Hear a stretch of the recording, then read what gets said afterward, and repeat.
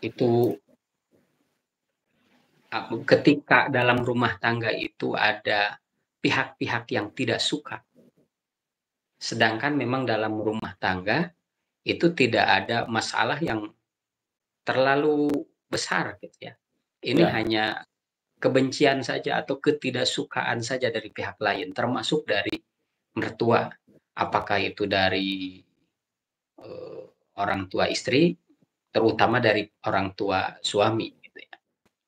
Nah, ini seharusnya suami yang baik itu pertama dia tetap mempertahankan istrinya ya, sebagai tanggung jawab dia sebagai seorang suami. Kemudian yang kedua, dia tetap berbuat baik kepada orang tuanya. Gitu. Ini ya, pernah kejadian seperti ini. Iya. Dan si suami itu kepada memisahkan si istri dengan mertuanya. Dia memisahkan si istri dengan mertuanya. Dengan apa? Yang tadinya rumahnya berdekatan, kemudian dia pindah berjauhan. Seperti itu. Nah, kemudian apakah si suami itu jadi tidak berhubungan dengan orang tuanya? Enggak, dia tetap berhubungan baik dengan orang tua. Sambil memberikan pemahaman juga kepada istrinya, mungkin ada sesuatu hal yang tidak disukai oleh mamah saya, misalnya seperti itu. Ada, yuk kita perbaiki pribadi kita, akhlak kita, lebih berbuat baik kepada istri. Malah sampai pada seperti ini, istri itu nggak ngasih apa-apa gitu ya, tapi kemudian si suami itu datang ke rumahnya sambil bawa sesuatu, mah ini dari istri saya, padahal si istrinya nggak ini, itu Ya. untuk memperlihatkan kebaikan istri kepada mamahnya. Iya. Seperti itu, jadi salinglah, di sana ada kesalingan untuk mempertahankan hubungan. Ini terjadi beberapa kali ya, saya pernah menemukan hal ini ya. Itu kembali kepada sosok suami yang apakah si suami punya pendirian atau tidak. Seperti itu. Karena ini kejadian dan saya justru bertanya kepada yang bersangkutan, kemudian saya buatkan bagaimana caranya untuk kenapa gitu kan, nggak tahu tuh mertuaku nggak suka sama saya sehingga ngasih tahu anaknya udah ceraiin aja katanya. Nah benar juga, setelah mungkin 1 tahun setelah perceraian itu ada perceraiannya, kemudian si laki itu ternyata dijodohkan sama sepupunya di sana di Majalengka sana, kalau nggak salah nama kabupatennya saya lupa, tapi daerah Jawa Barat yang agak jauh dari Bandung, antara mungkin Majalengka atau mana itu. Nah, artinya berarti independensi seorang laki-laki tadi dipertanyakan Pak Ustadz ketika sudah mengatakan bahwa saya mencintai istri saya berjanji akan ini akan itu kepada istri saya, namun tiba-tiba di belakang justru karena pengaruh orang lain menimbulkan perceraian. Padahal tidak ada masalah, ini tidak ada masalah. Gitu. Nah, saya takutkan juga apa yang terjadi selama ini, apa yang terjadi di lingkungan kita yang terutama yang lagi viral itu, awalnya tidak ada masalah apa-apa. Tetapi di bulan April, kemudian tiba-tiba di Oktober ini setelah bertanya ke sana kemari, tiba-tiba langsung konferensi pers itu. Kira-kira ini Pak Ustadz, orang-orang yang mempengaruhi terjadinya perceraian bukan karena sang suami atau sang istri, bagaimana hukumnya menurut Islam Pak Ustadz? Itu sama dengan mengadu domba ya, mempengaruhi, mengadu domba, masuk ke dalam istilahnya namimah itu ya, namimah dalam bahasa agama itu dosa, salah satu dosa. Bentuk namimah itu. Masuk apa itu ya? Fitnah juga ya, apa pengaruh buruk ya Pak Ustadz ya? Pengaruh buruk. Makanya dalam membangun rumah tangga itu untuk membentuk apa rumah tangga yang bahagia itu ada indikatornya, diantaranya wa khulatuhu sholihin, lingkungan yang baik. Nah, lingkungan yang baik itu bukan hanya sekedar lingkungan perumahan yang enak, asri, bukan seperti itu, tapi tetangga, saudara, gitu ya, yang ada di sekitar kita. Ketika mereka baik, ya, terhadap rumah tangga kita, nah itu salah satu di antara tanda-tanda kebahagiaan. Arbaun min sa'adatil mar'i. Ada 4 indikator kebahagiaan seseorang dalam rumah tangga. Yang pertama, angtakuna zaujatuhu sholihah, memiliki pasangan yang baik. Suami memiliki istri yang baik, istri memiliki suami yang baik. Gitu. Kemudian, wa auladuhu abror, dari pasangan suami istri yang baik ini menghasilkan anak-anak yang berbakti. Wa auladuhu abror. Ini kebahagiaan dalam rumah tangga. Kemudian, wa khulatuhu sholihin. Nah, yang ketiga itu adalah lingkungan yang baik, pergaulan yang baik, orang-orang yang ada di sekitar kita yang baik. Nah, ketika misalkan ternyata di lingkungan kita ini terlalu banyak toksik gitu ya, terlalu banyak penyakit, terlalu banyak pengaruh buruk, gitu, termasuk juga omongan-omongan jelek, itu dia persilahkan lebih baik gitu ya untuk mencari tempat lain. Ya, seperti tadi contoh salah satu pengaruh, misalkan ada pengaruh buruk dari mertua, si suami itu justru mengambil jalan untuk kita pindah yuk, tidak dekat dengan mama. Nah. Aku ada pertanyaan setelah ini, ya. Nah, kemudian yang keempat itu warizquhu fi biladihi, masalah ekonomi bisa. Jadi ekonominya tidak jauh dari mana dia bertempat tinggal, bisa. Gitu ya. Minimal ini komunikasi lah. Jadi jangan sampai suami kerja jauh gitu, komunikasi terputus gitu, jarang-jarang ada komunikasi seperti itu. Itu ya namanya rezeki ya, orang nggak tahu di mana tempatnya dia bisa.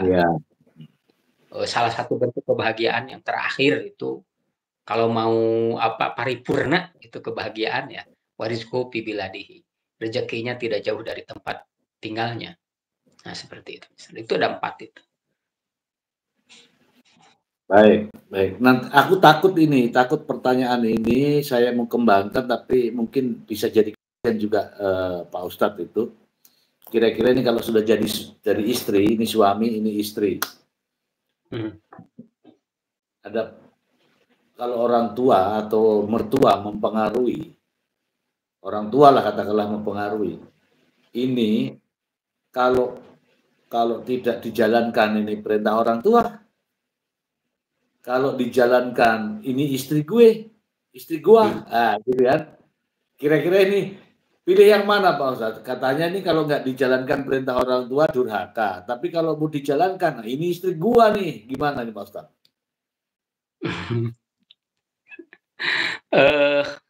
Saya kira ini bukan pilihan, ini bukan pilihan. Jadi milih mana? Milih orang tua atau milih istri? Gitu. Ketika istrinya memang baik-baik saja, gitu ya, dan masih bisa dibimbing, apakah harus dibuang demi mengikuti orang tuanya? Justru dia akan termasuk zalim kepada istrinya bisa, dan dosa juga. Tapi ada loh ini. Iya, ada loh. Dia zalim kepada istrinya. Ya kalau banyak sekali saya pernah lihat berseliweran di media sosial ya, seperti itu. Tapi kemudian kalau dia terlalu berpihak ke istri, gitu ya, sampai si ibunya itu ditinggalkan, gitu ya, itu juga durhaka juga kepada orang tua. Jadi intinya manajemen diri saja, misal bagaimana kita menyikapi orang tua, ya iyain aja lah gitu, sambil kita tetap berbuat baik kepada mereka. Kepada istri pun juga dikasih pemahaman juga. Jangan sampai karena sikap si mamah atau si bapak itu membuat si istri jadi benci. Juga harus diberikan pemahaman. Mohon dimaklumi, ibu saya, bapak saya seperti ini. Mohon dimaklumi. Tenang, ayah tidak akan pernah berpaling darimu, misalkan seperti itu misalnya. Jadi ya ini bukan pilihan. Nah, ini bukan tapi itu tidak akan selesai sampai di situ, pasti ada ekor-ekornya lagi tuh. Ya, itu ujian bagi suami itu. Iya. Oke, Pak Ustadz. Oke, ini tadi sudah ke perceraian. Kita tahu sendiri nih, akibat perceraian terkadang ada problem, dan problem itu masih ada kaitannya dengan perceraian itu. Di antaranya adalah hak asuh anak dan pembagian harta gono. Kita masuk kepada hak asuh anak. Hak asuh anak mungkin Pak Ustadz bisa menjelaskan ketika akibat perceraian ada anak yang harus diberikan bimbingan kehidupan dan sebagainya. Siapakah yang paling berhak, suami atau istri? Suami atau istri? Dari berbagai kondisi. Silakan Pak Ustadz.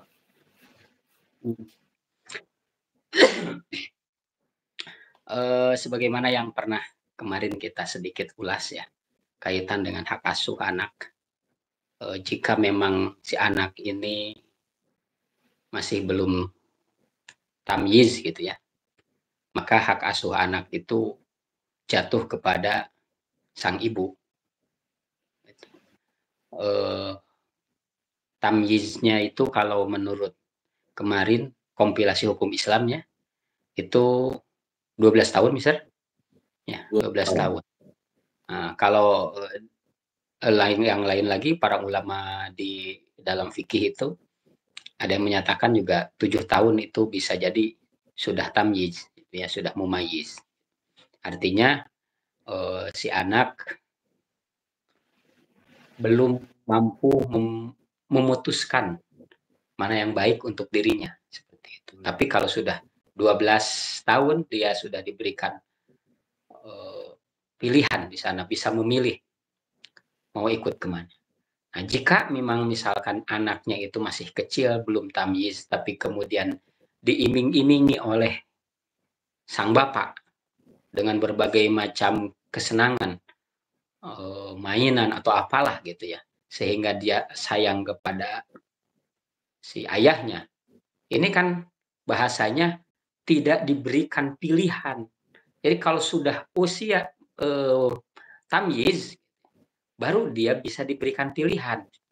Tapi kalau masih anak-anak, ya itu harus diberikan kepada ibunya.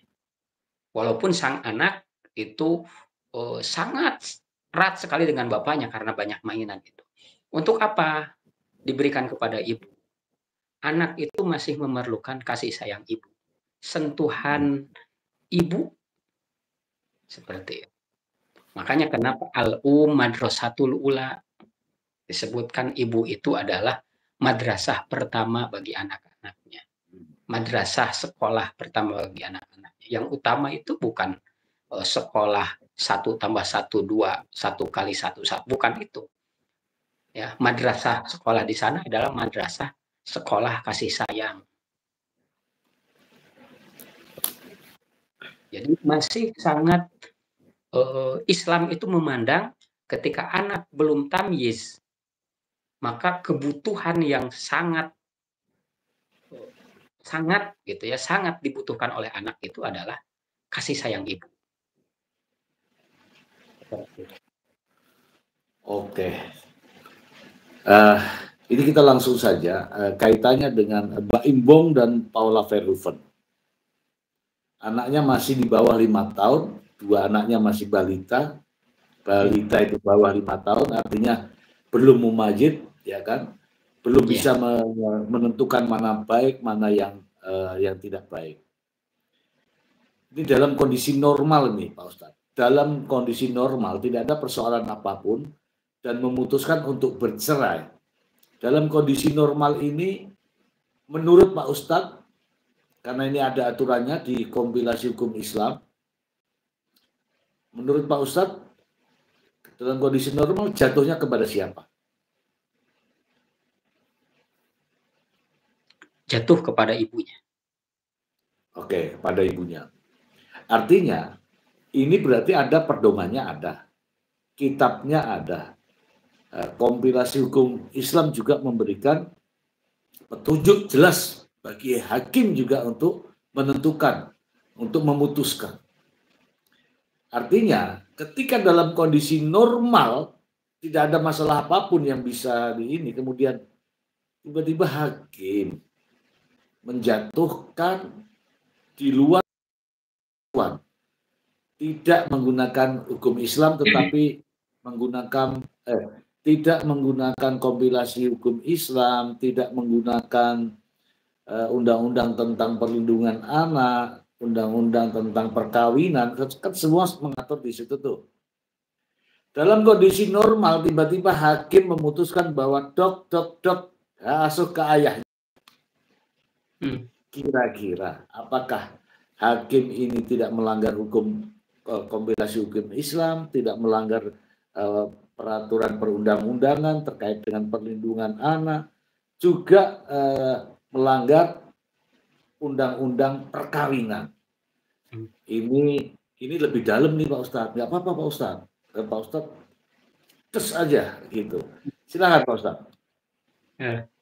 Ini takutnya dianggap mempengaruhi putusan hakim nih ya, kalau seperti ini. Tapi insya Allah saya sangat percaya kepada para hakim kita, pengadilan agama di kita, pasti insya Allah akan memutuskan satu putusan yang keluar dari, terutama ini masalah keluarga ya, masalah perkawinan. Dia tidak akan melangkahi aturan hukum agama, apalagi misalkan perundang-undangan perkawinan, termasuk juga perlindungan anak. Mungkin nanti di sini hakim itu akan berputar pada pantas atau tidak ibunya ini mendapatkan hak asuh anak. Pasti akan berputar di sana hakim itu, karena kalau memang normal seperti ini pasti akan jatuh kepada ibu. Nah di sana normalkah mungkin ini, pantaskah si ibu ini mendapatkan hak asuh anak? Nah, di antara ini kalau melihat dari beberapa pandangan ulama di Islam ya, beberapa pandangan ulama dalam hukum Islam, itu diantaranya ada syarat-syarat memang yang harus dipenuhi ketika hak asuh anak ini akan diberikan. Pertama, si ibunya itu berakal sehat, artinya tidak gila, tidak punya penyakit jiwa.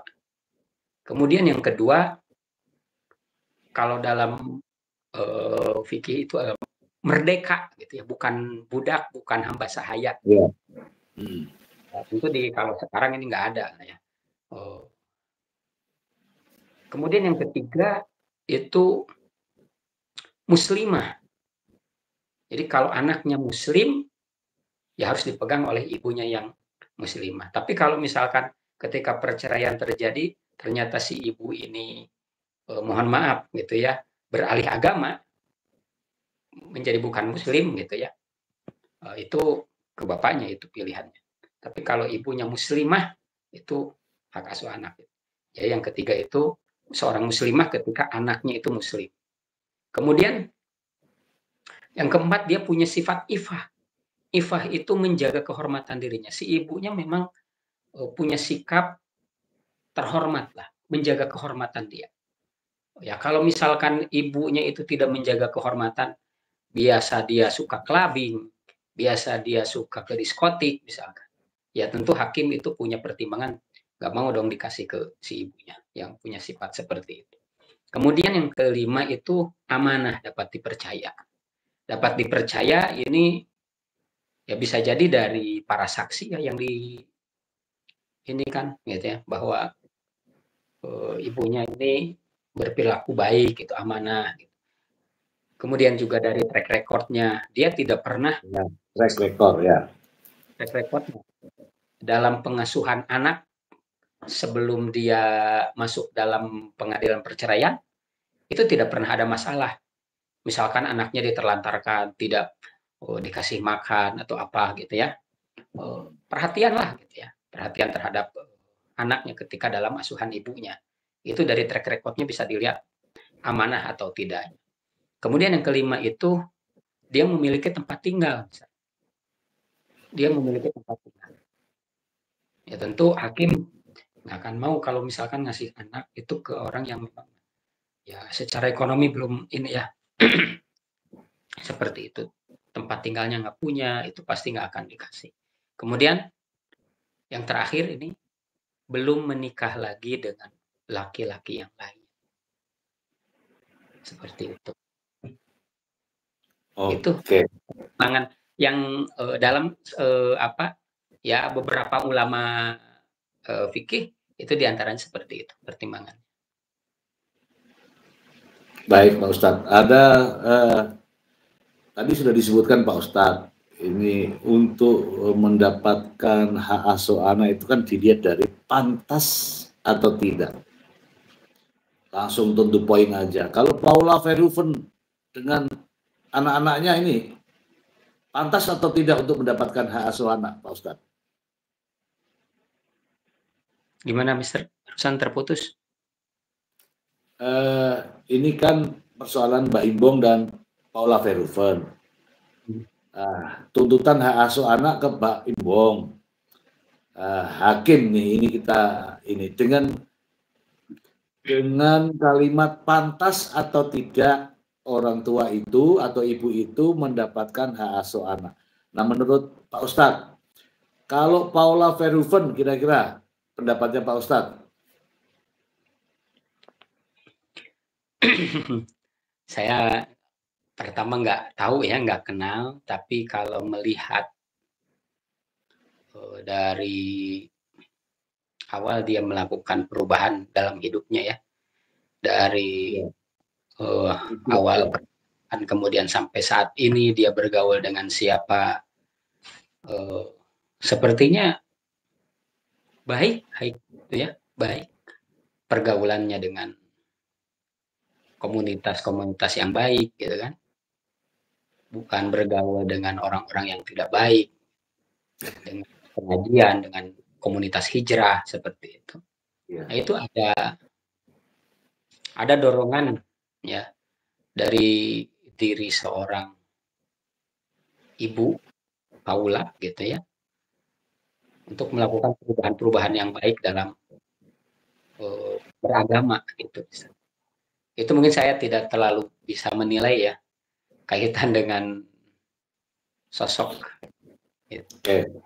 Saya yang menilai aja Pak Ustadz. Berarti pantas ya karena sudah ada perubahan-perubahan untuk kebaikan-kebaikan demi ini, kemudian circle yang ditempati juga circle yang jelas, tidak circle-circle yang haram dan najis, ya kan? Itu oke, itu saya Pak Ustadz, bukan Pak Ustadz, menurut saya. Karena kalau circle yang najis, circle yang haram itu berpelukan yang bukan muhrim itu haram. Tapi kalau Paula saya melihatnya circle-nya yang circle bagus ya. Berarti saya menjawab bahwa Paula pantas untuk mendapatkan hak asuh anak ya Pak Ustadz. Oke, dari perkawinan, perceraian, hak asuh anak Pak Ustadz, kita yang terakhir nih Pak Ustadz. Hukum dengan pembagian harta gonogini. Nah, setiap problem perceraian itu ini ada masalah di situ Pak Ustadz. Masalah di situ. Memang tidak nampak begitu ramai di publikasi, tapi cobalah kita telisik satu persatu persoalan-persoalan mengapa ada suami tega nekat menganiaya bekas istrinya. Suami tega, banyak nih, suami tega melakukan bekas istrinya.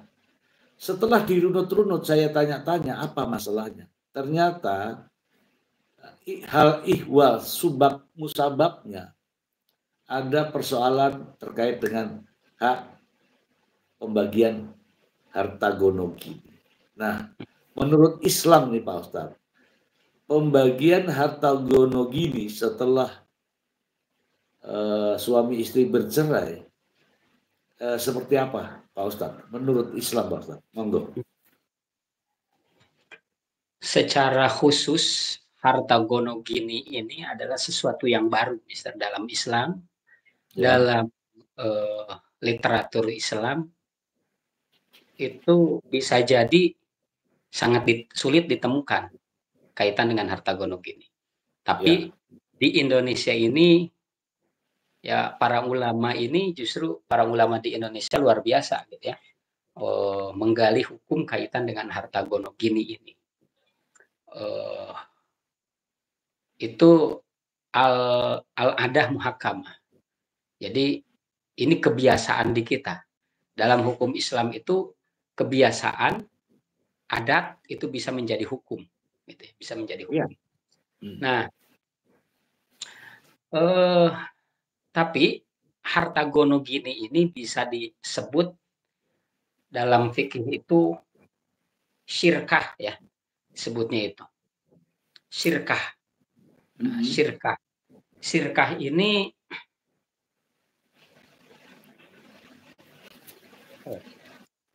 ini adalah bersekutu, ya, saling bersekutu, syarik, bersama-sama menjalankan roda usaha. Itu syirkah. Ya. Bersama-sama kedua pihak yang bersama-sama menjalankan roda usaha. Itu, nah di sana memang perlu ada pembagian. Nah dari kedua belah pihak yang menjalankan roda usaha bersama-sama ini, apakah dua-duanya punya modal bersama-sama, diawali dengan modal bersama, ataupun satu pihak punya modal, satu pihak tidak punya modal, tapi hanya ikut menjalankan usaha. Nah, ini perlu ada pembagian di sana. Nah, pembagiannya disesuaikan dengan potensi usaha yang dilakukan oleh masing-masing pihak. Nah, ini di sini mungkin. Jadi kalau suami itu berdagang, ya, punya toko, punya warung, modalnya oleh suami. Tapi si istri ikut jaga. Dari jaga warung ini istri itu tidak dikasih gaji, gitu ya. Tapi dia hanya kerja saja di sana. Hasilnya bisa membeli rumah, kemudian dia bisa membeli tanah, bisa membeli sawah. Nah, di sana pasti Mister ada itu kerja istri itu ada di sana. Peran ya. Peran istri itu ada di sana dalam menghasilkan keuntungan-keuntungan usaha suami. Nah, dalam Islam, kenapa kok jarang ditemukan hal yang seperti ini? Karena dalam Islam itu istri itu bak ratu, permaisuri di rumah tangga itu. Dia nggak perlu kerja. Kalaupun suaminya punya toko, gitu ya, istri nggak usah ikut-ikutan jaga toko. Diam aja, kamu nanti aku kasih uang, gitu. Gitu. Jadi jarang sekali dalam Islam itu ada aturan begini. Nah, karena di kita memang istri itu ikut andil dalam usaha suami, ini harus dihargai dan harus ada pemisahan dari hasil usaha.